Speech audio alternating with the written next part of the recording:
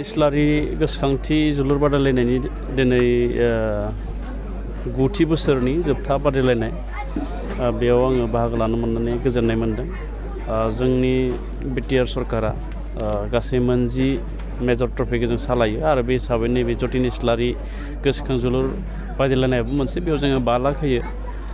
जोङो नैबे बोसोराव जोंनि बिटिआर ओनसोलाव गेलेनायनि बिथिंखौ गोसो होनाय आरो गेलेनायाव रायजो राजाखौ बाहागो लानायखौ जोङो नुनो मोनदों आरो जोङो बेबायदिनो आइएसपिएलखौबो मोनसे गोगोमहै एबा जाफुंसारहै जों खुंनो हाबाय आरो गोजोनथाव बाथ्रा फैबाय थानाय डिसेम्बर दाननि 28 खालारनिफ्राय जोंनि क'क्राझार सायाव सन्तोष ट्रफि बेनि मोनसे इभेन्टखौ जोंनो हरदों। गासै 15टा गेम जागोन जोंनि बिटिसिआव। दा बे गेमखौबो जाहाथे रायजो राजाफोरा नायनो फैयो आं खावलायबाय।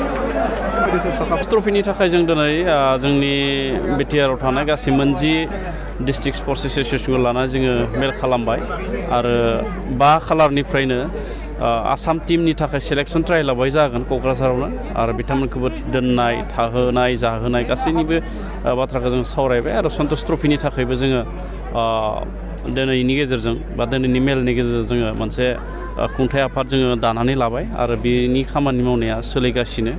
आरो मोनसे गोजोनथाव बाथ्रा जोङो डिस्ट्रिक्ट स्पर्ट्स एस'सियेसनखौ लानानै बे सन्तोष ट्रफि जेब्ला सोलिगोन 28 तारिखनिफ्राय डिसेम्बरनि बिनि जायखिजाया 2 खालाराव जोङो स्पर्ट्सखौ लानानै जोङो स्पर्ट्सनि बायदिसिना इभेन्टखौ लाना जोङो 2 वर्कशप जोङो लागोन आरो बेयावबो जोङो मोनसे मोजां वर्कशप जों खालामनो थाखाय थांखि लानाय जादों।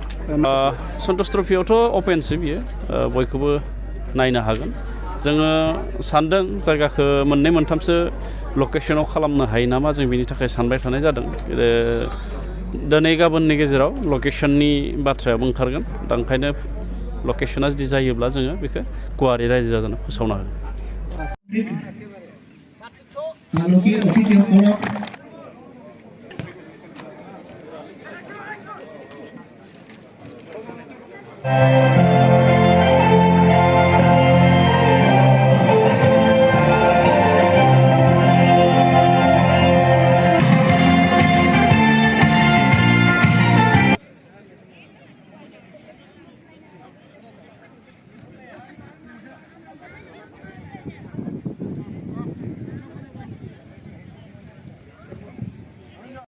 नाइन संख्यक जतिन इस्लारि मेमोरियल फुटबल ट्रफिर चूड़ाন্ত खेल और এই চূড়ান্ত খেলত 2টি টিমে অংশগ্রহণ কৰিব পাৰিছে বা উপনীত হ'ব পাৰিছে।